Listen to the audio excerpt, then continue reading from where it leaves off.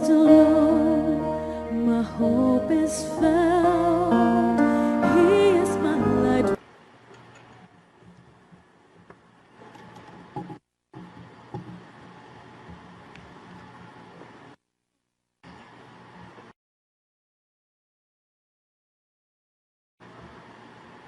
John 8:12. Jesus said, I am the light of the world. Follow me and you won't be walking in the dark. Dito pa lamang ipinapakita ng Panginoong Jesus yung choice. People can choose to follow Him, the light, or follow darkness. Ang ating pag-aaral, follow Jesus instead of whoever or whatever. Salamat po amang Diyos sa buhay na ipinahihiram niyo sa amin, sa karunungan at kaliwanagan ng isip na naglalapit sa amin sa inyo. Dalangin namin kami po inyong pakalinisin at bigyan niyo kami ng liwanag upang maunawa ang mensahe niyo para sa amin ngayon. Be our speaker, be our teacher, be the only preacher. Your voice is the voice of the Son, our Lord and teacher. We pray with thanksgiving. Amen. Sino man na seryosong nag-aaral ng Biblia ay makakakita ng mga obserbasyon. At isa dyan that the Bible contains and accommodates contrasting ideas. Hindi isa lang na singular, solid idea ang makikita sa Biblia, maraming iba't ibang anggulo, kuminsan ay mukhang magkakabaligtad. Ecclesiastes 3:1-8. Everything on earth has its own time in its own season. There is a time for birth and death, planting and reaping, for killing and healing, destroying and building, for crying and laughing, weeping and dancing, for throwing stones and gathering stones, embracing and parting. There is a time for finding and losing, keeping and giving, for tearing and sowing, listening and speaking. There is also time for love and hate, for war and peace. In other words, sinasabi sa atin ng Ecclesiastes, na kung nasa tamang oras sa tamang panahon, ay yun ang dapat na manaig. Kanya-kanyang oras, kanya-kanyang lugar. Maraming magkakasalungat na ideya ang hindi laging isa lang yung tama sa lahat ng panahon. Merong tama para sa panahong ito at merong tama na kabaligtaran nun sa iba namang panahon. Na ang isip ng isang taong tunay na makadiyos at espiritual ay dapat ay malawak, hindi parang kalsadang one-way street, kundi two-way, expressway, iba't ibang ways. Dahil ang katotohanan ay hindi lang isang punto. Minsan ito ay dalawa o maraming punto at lahat ng mga sub-points sa pagitan ng mga points na ito. Na ang kakitiran ng isip ay hindi tunay na espiritualidad sapagkat ang Diyos ay maraming ibinigay na ideya, maraming puwang para sa lahat, maging na magkakasalungat na bagay, layunin at isipin sa mundong ito. We do not live by just one point of truth, but there are many points and sa mundong ito. We do not live by just one point of truth, but there are many points and sub-points in between. Truth has many contrasts and sometimes even seeming contradictions. So tulad ng ating binanggit, there are teachings and examples to love and hate, to forgive and not forgive, to collect debts and not collect, to not take revenge and to take revenge. There are teachings in the Bible and examples to be gentle and harsh. And there are tons of verses that can support support all of these things that we are talking about. There are verses na biblical characters. At lahat ng mga katuruan na yan ay nandun sa mga verses na tabi-tabi, magkakalayo, agwat-agwat, pero nasa Biblia ang lahat. There are teachings and examples to enjoy and not enjoy life, to restrain and indulge desire, magtimpi o magbulalas ng nadarama at ginugusto, to eat and to fast. Pagka isa lang ang tinindigan mo sa magkakasalungat ng mga ideya, merong mga verses that would teach you that it is eternal, and there are verses that would seem to teach you that it is losing salvation. Kaya ang mga churches, pag pumili ng tutungtungan na verse, nag-aaway-away yung mga churches later. Kasi iba-iba ng paninindigan, pero lahat may tinutungtungang verses. Sa prayer, may mga group. Sa baptism na lang, may tutungtungan ka sa teaching ng baptism by sprinkling, by pouring, or even by immersion. Sa pagdidieta, merong mga teachings that strongly regulate diet, merong mild ang regulation, at merong free. Eat anything you like. Kahit sa tinatawag na tribulation days, may nagtuturo na sekta. Kaya maraming kongregasyon at bihira sa mga yan ay nakakasundo. Nag-aaway-away, palibhasa may pare-parehong pinanghahawakang mga verses na pinagmumula ng kanilang mga doktrina. Pero lahat galing sa Bible. At yan ang kamangha-mangha sa Bible, dahil yung mga nagsulat ng olekta at nag-edit ng Bible, yung mga pero lahat galing sa Bible. At yan ang kamangha-mangha sa Bible, dahil yung mga nagsulat ng olekta at nag-edit ng Bible, yung mga karunungan, kaisipan na umiiral sa panahon na sinulat nila at kinolekta ang mga ideyang ito, lahat ng mga ideyang yon, yung magkakasundo at maging magkakasalungat, isinama nila lahat sa Bible. Hindi nila pinili ang isa lang na pwedeng basahin, pag-aralan at sundan. Inilagay nila ang lahat ng mga umiiral na nag-aral ng Biblia sa pagtuturo ng isang guro lamang, na siya man na guro ay nakapili na sa mga pwedeng pagpilian ng gusto niyang sundan at gusto niyang paniwalaan, at yun na lang ang ituturo niya sa kanyang estudyante. Kaya ang estudyante niya wala ng choice kasi ang itinuro yung napili na ng kanyang teacher. Kaya pag ang nagturo sa iyo galing sa isang kongregasyon number 1, ang korte ng utak mo number 1. Pagka sumampa sa bahay mo at pinakinggan mo na Bible teacher ay number 2, and so on and so forth. Dahil nasa Biblia lahat.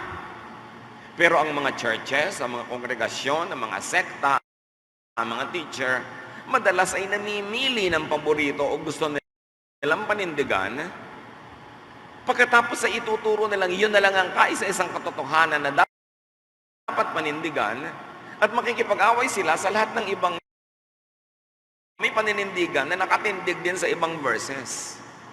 At various teachers, various believers subscribe to. Merong room for maneuver.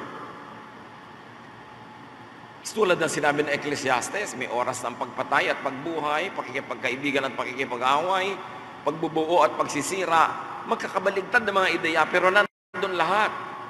Pero pag ang tinungtungan mo lang ay pagsira, maninira ka lang na maninira, may oras din ang pagbuo. Pag pinanindigan mo lamang ipakikipag-away, may oras ang pakikipagkaibigan, napakalimitado ng magiging takbo ng iyong utak. At itong mga nagtutunggaling mga ideya na ito na magkakasamang lahat sa Biblia ay hindi aksidente. Kasi nga ang katotohanan ninindigan kaya walang katapusang giyera. May tension talaga yung mga ideas na yan kahit noon pa. At yan ang minana nating scriptures. Hindi dapat selective ang pagbasa, hindi dapat limited ang pag-interpret at pag-apply. Kasi lahat yan laman din ng the same Bible. Selective ang pagbasa, hindi dapat limited ang pag-interpret at pag-apply. Kasi lahat yan laman din ng the same Bible. What are the results of such tension on believers? May resulta eh. Isa, confusion. Confusion, pag pinalaki ka, sinanay at insecure ng mga congregations, pinagbabawalan nila ang kanilang mga mag-aaral, ang kanilang mga miyembro, ang kanilang mga tagasunod na makinig sa iba. Pinagbabawalan nilang umattend sa iba. Habang nasa Biblia ang lahat ng bagay, ay dapat mong malaman kahit kabaligtaran nyo ng una mong naging paninindigan. So ang result, confusion. 1 Corinthians 8, 7-8. Not everyone knows these things. In fact, many people have grown up with the belief that idols have life in them. So when they eat meat offered to idols, they are bothered by a weak text. Itong verses na ito, yung mga dating sumasamba sa mga Diyos-Diyosan at kumakain ng mga pagkaing inihakain sa mga Diyos-Diyosan, nung naging mga Kristiyano, dahil may pananalig silang yung mga Diyos-Diyosan na may buhay, hindi na nila ngayon makain yung mga pagkaing nasa mga piyesta, nasa mga handaan, dahil yung konsyensya nila nababagabag. At sabi ni Pablo, nababagabag lang kayo, hindi naman dahil talagang masamang kainin yan, kundi dahil na kondisyon ng utak nyo na masamang kainin yan, dahil na kondisyon ng utak nyo na buhay yung mga idols. Walang buhay yung mga yan. Ihiga mo, hindi yan tatayo. Idapa mo, hindi yan titihaya. Hindi yan makakalakad. Wala yung buhay. So walang talab doon sa pagkain na nakahain sa harap nila dahil wala naman silang buhay. So sabi niya, hindi tayo nagiging makadiyos kung kakain at hindi ka naman nagiging makadiyos kung hindi kakain. Wala sa pagkain ang pagiging makadiyos. By that teaching, sinasabi ni Paul, it's all right to eat food offered to idols. Pero may mga Kristiyano sa panahon ni Paul na nagtuturong, no, Christians are already Christians, they must never eat food offered to idols. So may magkadalawang ideya. Ideya ni Paul at ideya ng mga conservatives, they must never eat food offered to idols. So may magkadalawang ideya. Ideya ni Paul at ideya ng mga conservative Jewish Christians. Pareho silang mga disipulo, pareho silang mga manunuro, pero yung mga tuturuan nila makakaroon ng iba't ibang korte ng utak, and in the mission field, magbabangay-bangayan ng mga yun. Dapat mag-grow ng mga Christian na hindi lang isang punto ang katotohanan. Maging sophisticated believers is polarization, division, which of course we see a lot of today. 1 Corinthians 1:10, my dear friends, as a follower of our Lord Jesus Christ, I beg you to get along with each other. Don't take sides. Always try to agree in what you think. Another result of such tension is opposition, of course. Pakikipagtalo at paglaban doon sa mga sa palagay mo iba ang pananalig. Acts 11:1-4. Acts 11:1-4. Now the apostles and the believers who were in Judea heard that the Gentiles had also accepted the word of God. So when Peter went up to Jerusalem, the circumcised believers criticized him, saying, why did you dapat manatiling Hudyo at isa doon, dapat circumcised ang mga men. At hindi ka dapat makihalubilo sa uncircumcised.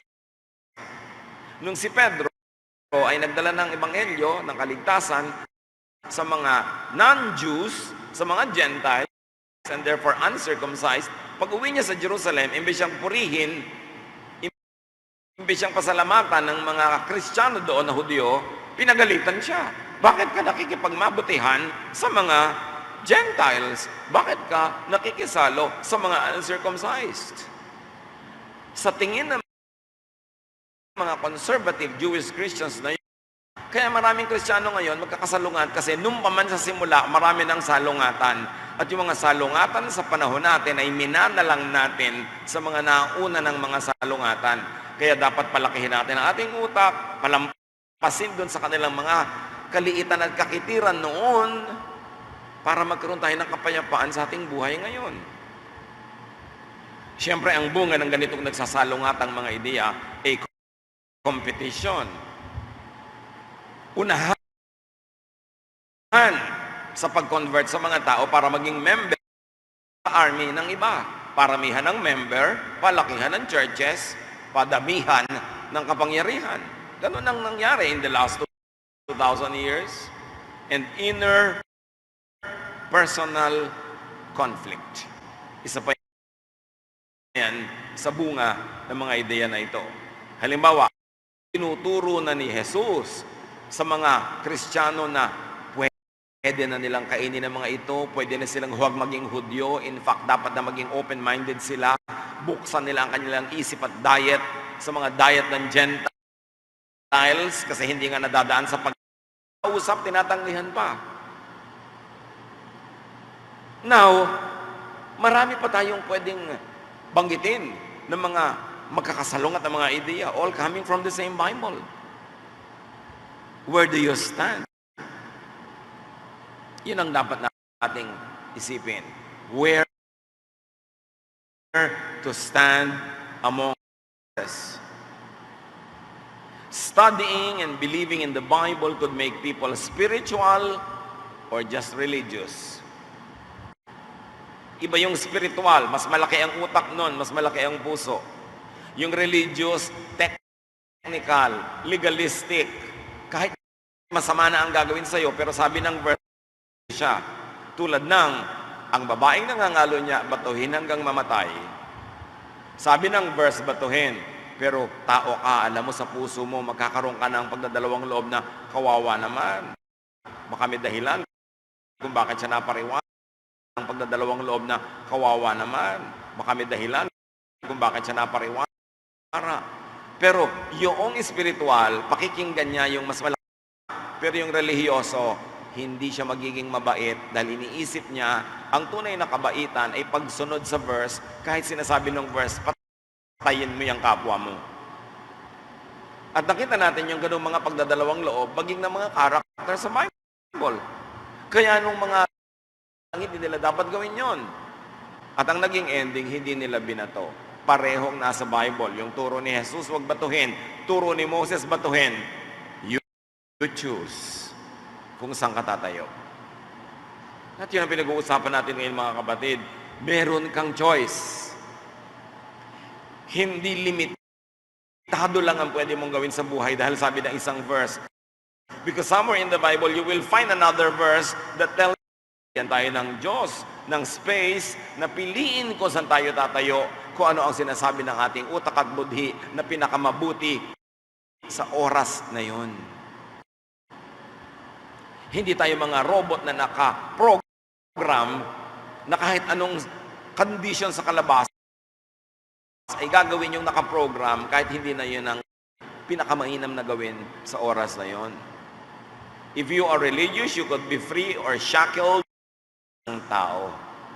Ano ang ginagawa sa iyo ng iyong relihiyon? Pinapalaya ka ba upang maging mabuti? Upang malasap mo ang kagandahan ng buhay at maipalasap mo sa kapwa? O ikaw ay nililimita, kinukulong para ka maging malupit, para makitid ang iyong isip dahil iniisip mo, yun lang ang kaisa-isang katotohanan na dapat pagkamatayan dito sa to understand Scripture. In other words, the Scripture itself does not open your mind. The Scripture itself is no guarantee that your mind will be opened. Jesus opened the minds of those people to understand the Scriptures that they have been reading, memorizing, verbalizing all their lives, but never understood. Hindi lahat ng nakakamemorya, bumabanggit, umuusal ng mga verse para bumukas ang iyong puso at tanggapin ang mga tao sa paligid. Imbes ito yung magsara at tanggihan at itakwil ang mga tao sa paligid. Ibinukas ni Jesus. Kasi the same Bible that can make you kind can make you unkind pag mali ang iyong pag-apply. The same religiosity that can soften your heart can harden your heart. Kaya maraming religious wars. Pumapatay, nagpapakamatay sa ngalan ng Diyos dahil sa kanilang interpretation of that word. Katauhan, mas kadalasan yung relihiyon nagkulong sa mga tao. Kaya yung mga komunista noong 19th century, early 20th century, nag-react sa pagkukulong ng relihiyon sa utak ng mga tao at pagsasamantala ng mga relihiyoso sa napakaraming sumusunod sa kanila. Kaya maraming communist countries, itinakwil ang relihiyon. Dahil nakita nila yung mga pagsasamantala ng relihiyon sa tao. Mark 10:17 to 23. As Jesus was walking on down the road, a man ran up to him. He knelt down and asked, "Good teacher, what can I do to have eternal life?" You know the commandments. I have obeyed all these commandments since I was a young man.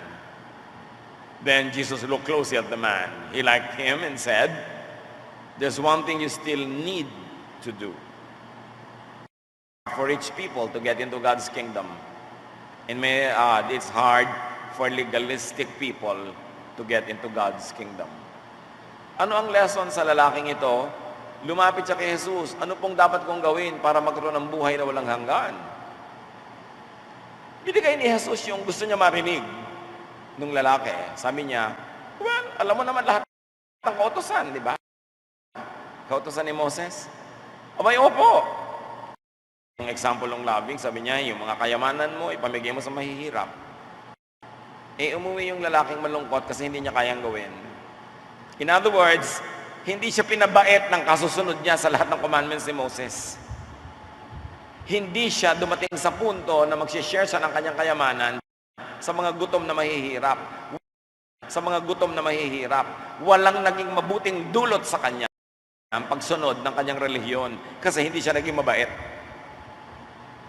At ikinalungkot niya yon at mas minabuti pa niyang manatiling hindi mabait, susunod siya sa law of Moses kaysa sumunod na walang hanggan. Serrado de candado ang isip, walang pwede magsalita, walang pwede magpalit ng isip nila. Pero ang totoo ay bumait ba? At hindi lahat naman ang nagiging Bible-believing evangelical Christian ay bumabait din. Alam nyo yan. Wala sa membership yan. Personal project yan. At sinabi ni Jesus, alam mo, ang pagiging Hudyo mo, ang pagiging legalistic mo, hindi sapat. Kumusta naman ang personal mong pagmamahal sa iyong kapwa? Bagsak siya doon. At alam niya yon, kaya malungkot siyang umuwi. Pagmamahal sa iyong kapwa. Bagsak siya doon. At alam niya yon, kaya malungkot siyang umuwi. So, ang pagiging relihiyoso, ang pagtungtong sa mga verses can make you broad or narrow-minded. Narrow ang pagtingin sa Bible, truth lang nila yung truth, inaway lahat ang dating kaibigan, hiniwalayan lahat ng mga kamag-anak, wala nang makasundo. Naging narrow, naging committed to the Lord, pero committed ang utak. Madalas mangyari yun. Message, day after day, they studied the scriptures to see if these things were true. Yung mga tao sa Berea, lumaki na sila sa Bible, sa Old Testament, sa kanilang dating tao sa Berea, lumaki na sila sa Bible, sa Old Testament, sa kanilang dating pananalig. Pero nung dumating yung katuruan ni Jesus, nung dumating yung bagong lahat, sinuri, pinag-aralan, bukas ang kanilang utak. At ito ang nangyayari, kabaligtaran sa maraming bahay, maraming pamilyang inaakyat ng mga misyonero, mga nagbabait na ang kanilang utak kasi paliliitin yun nung nagtuturo sa kanila. Kasi ang magiging turo lang niya, yung amin lang ang natin sila, huwag kayong maawa sa kanila, huwag kayong mahihiya sa kanila. You can be cruel to them. Kaya napakalaki ng pananagutan ng mga relihiyoso sa Diyos. Binibihag ang isip ng mga tao. Kaya ang sabi ni Karl Marx, religion is the opium of the people. Pangbangag, panguto. Kaya dapat bukas ang isip, nanunuri. Hindi lulon ng lulon, pero hindi rin tanggi ng tanggi agad. Pinag-aaralan, pinalalaki. A man using your name to force demons out of people. But we told him to stop because he isn't one of us. Don't stop him, Jesus said. Anyone who isn't against you is for you. Ito na yung disipulong John. Sabi, lumalayas ba? Opo. Pero pinigil namin sila. Hindi sila dapat magpalayas ng masasamang espiritu kasi hindi natin sila miyembro. Hindi sila isa sa atin. Sabi ni Jesus, ibig sa ating small group. Opo. Aba, hindi ganun. Sabi ni Jesus, huwag niyong pigilin. Sino man ang gumagawa ng ginagawa, sekta. Dapat tayo lang. Pag tayo ay nag-Lord Supper, hindi dapat pakainin ng mga bisita kasi hindi natin sila member. Huwag kayong pupunta sa iba, huwag kayong makikijoin sa kanila kasi iba ang church nila. Tayo lang, pampakitid ng utak or unkind.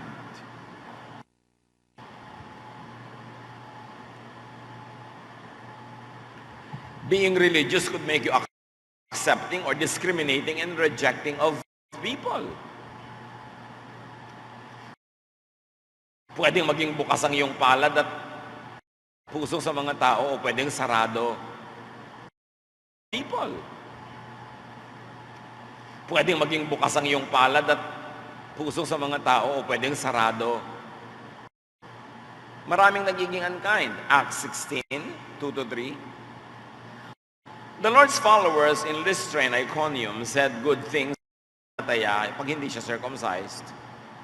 So ang kabanalan ay nasa pagkain o nasa position of your foreskin.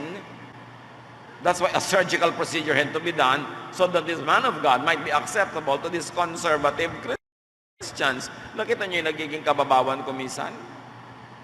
Hindi ka tatanggapin pag di ka circumcised. 1 Corinthians 14, 33-35. When God's people meet, the law of Moses teaches, it is disgraceful for women to speak in church. Itong pagbabawal sa mga kababaihan na magbuka ng bibig at magsalita during worship or in the congregation came from Moses. It came from the old Jewish traditions which were very pro-men. It had no place in Christian congregations that were already set. Were very pro-men. It had no place in Christian congregations that were already set free by Jesus. In fact, Jesus placed a lot of importance on women. Si Mary, you cannot give what you do not have. You cannot forgive unless you are forgiven. And you need forgiveness from God and from yourself. Don't be too hard on yourself because you think it is God's expectation. Most of the time, it is the expectation of organized religion, but it need not always reflect the true expectations of God. Marami mga katuruan ng tao na inimbento, hinaluan ng kanyang sariling opinyon, ng mga tribal, national, congregational interests, pero hindi ibig sabihin laging ang pronouncement ng tao, even through and from religious pulpits, hindi ibig sabihin na yun talaga lagi ang kalooban ng Diyos. Dapat nating sinusuri, mas mahigpit ang tao sa Diyos. A lot of people, especially religious ones, are more strict than God. That while God continues to love and forgive, there are many religious people who would like to punish and condemn. Kaya mahalaga na paghihiwalay natin yung voice of God and the voice of religion. Tulad ng sinabi ng isang statesman, ganon, I believe in the separation of church and state, but I believe that in the unity of God and state, because the church doesn't always mean totally representing the divine. Pwedeng magkaroon ng separation of church and state without the separation of God and state. Hindi naman na solo na franchise sa mga religious groups ang Diyos, and God can make direct transactions with people even through or without religion. Napakahalaga na nagkakaroon tayo ng personal relationship with God and personal dealings from God without necessitating the intervention of religious personalities. Napakahalaga na tayo ay marunong din magpatawad sa ating sarili. Ang nangyayari kasi marami mga tao pag nagkakaroon ng religious experience, religious conversion, and religious membership, they become very harsh on themselves and on others, which is contradictory to what Jesus actually teaches. Si Paul sa Romans 7:15, 18-20 and 23-25, he talks about his own imperfection. And he says, in fact, I don't understand why I act the way I do. I don't do what I know is right. I do the things I hate. I know that my selfish desires won't let me do anything that is good. Even when I want to do right, I cannot. Instead of doing what I know is right, I do wrong. In every part of me, I discover something fighting against my mind. And it makes me a prisoner of sin that controls everything I do. What a miserable person I am. Who will rescue me from this body that is doomed to die? Thank God, Jesus Christ will rescue me.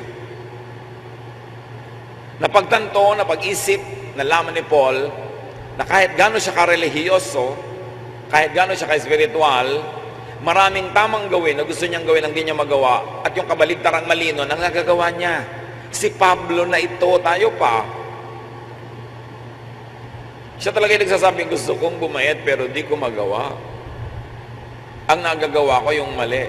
Sabi niya, sinong magliligtas sa akin dito sa nakasadlakan ko na ito, na hopeless situation? Alam ko ang tama, pero bakit yung mali ang nagagawa ko pa rin? Sabi niya, alam ko na, si Jesus ang magliligtas sa akin. And because God requires perfection, that perfection is given for free by grace through faith in the Lord Jesus. And that is the perfection that we're talking about. Not your accomplishment, but the accomplishment of Jesus for you and for me. So that those who have faith are considered perfect. But between you and God, you know that in actual life, in practice, you are far from perfect. When we understand that, and we can live with that, and appreciate God's grace through that, we can have peace. It doesn't give us a license to live in sin. It doesn't give us a license to continuously make excuses for being short of God's glory. But it does give us peace when our humanity takes over and when perfection becomes elusive. So let others be true to themselves and to their Maker as well. Huwag tayong sobrang mag-demand sa mga tao, kahit pa nga churchmates, kahit pa nga leader, huwag tayong sobrang mag-demand sa kanila nang hindi kayang gawin ng tao talaga. Galatians 5:1, Christ has set us free. This means that we are really free. Now hold on to your freedom and don't ever become slaves of the law again. Slaves of the law, slaves of do's and don'ts, slaves of measurements of righteousness, slaves of punishment and fear of being found out and fear of punishment itself. Sabi ni Paul, huwag na kayong maging alipin pa muli ng mga do's and don'ts, sa mga batas ni Moses. ng mga batas ng religiosity dahil malaya na kayo sa epekto, sa kapangyarihan at sa kaparusahan para sa kasalanan. Pinalaya na kayo ni Jesus dahil kayo nananalig sa Kanya. Hindi yan lisensya para patuloy kang magkamali, pero yan ay liwanag para makita mo kahit patuloy kang nagiging kulang, mahal ka ng Diyos at sa tingin niya, minamahal ka niya at tinatanggap ka niya bilang perfect. Not because you are, but because of the perfect sacrifice of Jesus on the cross. This is what it means to be saved by faith. But that faith inspires us to be better and better versions of ourselves, and at the same time to accept the human limitations that we were born to. Galatians 5:4, and if you try to please God by obeying the law, meaning trying to be perfect, you have cut yourself off from Christ in His gift of undeserved grace. But the Spirit makes us sure God will accept us because of our faith in Christ. Pag pinilit mo pa rin daw na magpa-impress sa Diyos, impresin ng Diyos, gawin ang sarili mong katanggap-tanggap sa Diyos, sa pagpapakamatay mo at pagpipilit na pagsunod sa batas at maging perfect, pinuputol mo ang kaugnayan mo kay Jesus. Pinuputol mo ang kaligtasang ibinibigay niya dahil yan ay tinatanggihan mo at ang iyong gustong asahan ay yung sariling gawa.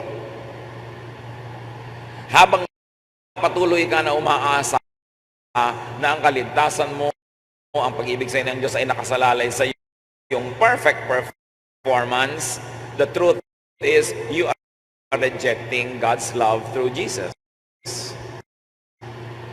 Dahil nagbibigay siya ng libre na kaligtasan sa pamamagitan ng pananalig, ikaw naman pinipilit mong bayaran ang kasalanan with your perfect sacrifices. Ibig sabihin, tinatanggihan mo yung paglilibre ni Jesus, gusto mo magbayad ka para sa sarili. Napakalino ng pagkaunawa ni Pablo sa salvation by faith. Hindi masama na magsik maging mabuti ng mabuti. It is commendable to continue to strive to become better versions of ourselves, but you must always be cognizant that perfection is impossible and that perfection is dependent on your faith in the Lord. At pag yun ay naunawa natin, makakalaya tayo sa pressure. Hindi ka nagkakaroon ng lisensya ng windangin ang buhay mo at itapon at salaulain, pero nakakalaya ka sa needless pressure, needless guilt. Marami mga relihiyoso hindi naman nabubuhay sa kalayaan nabubuhay sa guilt. Parating inuusig ng budhi, parating inuusig ng iba, at parating uuusig ng iba, usigan ng usigan, silipan ng silipan ng mga kasalanan at pagkukulang, nagiging mahirap tuloy ang buhay. Marami na pilit to go underground with the reality and to live a lie, to live in hypocrisy. Do not create and maintain an image or an illusion of perfection. That is high maintenance.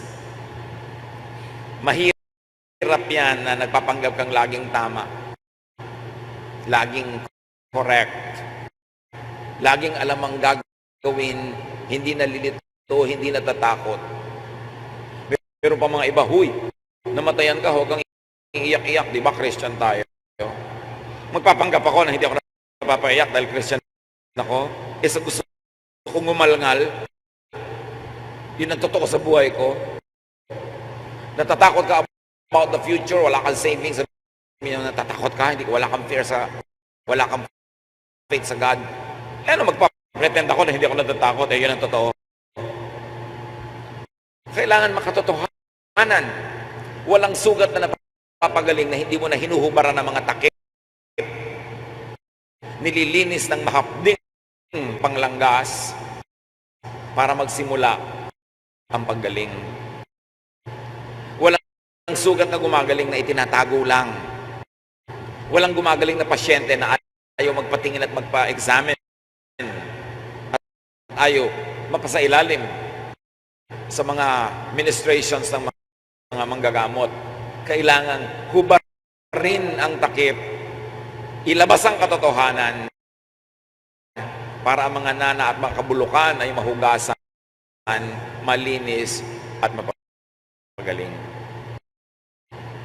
Romans 12:3, and because of God's gracious gift to me, I say to every one of you, do not think of yourself more highly than you should.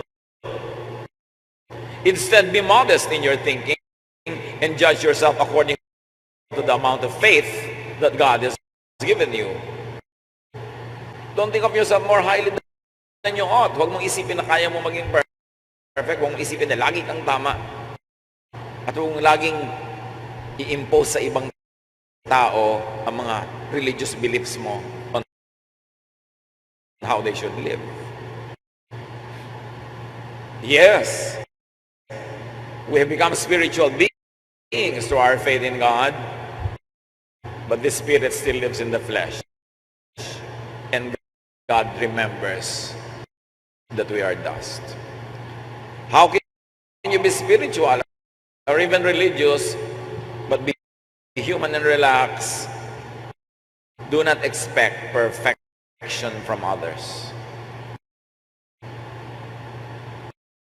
You are bound to fail.